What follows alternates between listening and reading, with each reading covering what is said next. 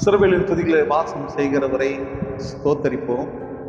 இந்த கால வேளையில கொலேசியர் 4ஆம் அதிகாரம் 2வது வசனம் சொல்லுகிறது, இடைவிடாமல் ஜெபம் பண்ணுங்கள், தோத்திரத்துடனே ஜெபத்திலே விழித்திருங்கள் என்று சொல்லி, நாம் எப்பொழுதும் இடைவிடாமல் தேவாதி தேவனுடைய நாமத்தை தோத்திரத்தோடு ஜெபம் பண்ண கற்றுக்கொள்ள வேண்டும். விழித்திருக்கவும் வேண்டும். அதிகாலையில விழித்து தேவனை தேடுவது மிக மிக அவசியம். ஆகவே இடைவிடாமல் ஜெபம் பண்ணுங்கள், தோத்திரத்துடனே ஜெபத்தில் விழித்திருங்கள். எல்லா விசுவாசிகளும் இடைவிடாமல் ஜெபிக்கிற அனுபவம் வேண்டும்.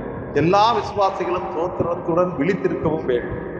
கர்த்தருடைய பிள்ளைகளாகிய நாம் ஜெபங்களுக்கு தடை வராமலும் பார்த்துக்கொள்ள வேண்டும். ஜெபங்கள் வாய்ப்புகள் வரும்போது அந்த வாய்ப்பை நிராகரித்து தள்ளிவிடாதபடி வாய்ப்புகளை பயன்படுத்த நாம் கற்றுக்கொள்ள வேண்டும். சிலருக்கு ஜெபங்கள் கொடுத்தாலும் கூட, ஜெப குறிப்புகள் கொடுத்தாலும் கூட அதை தள்ளி விடுவார்கள். சிலர் ஜெபத்திலே அதிகமாய் தரித்திருப்பார்கள். நாமும் நம்முடைய மனமும் புதிதாக இருந்தால் நிச்சயமாகவே ஜெபித்து நமது கடமை, ஜெபிப்பதும் நமது கடமை. அதுபோல மறுரூபமாவோம், ஜெபித்து ஜெபித்து மறுரூபமாவோம்.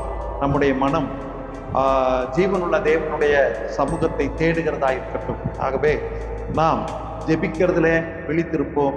விழித்திருக்க செய்கிறவர் நம்மை ஆசீர்வதிப்பாராக. ஆமென்.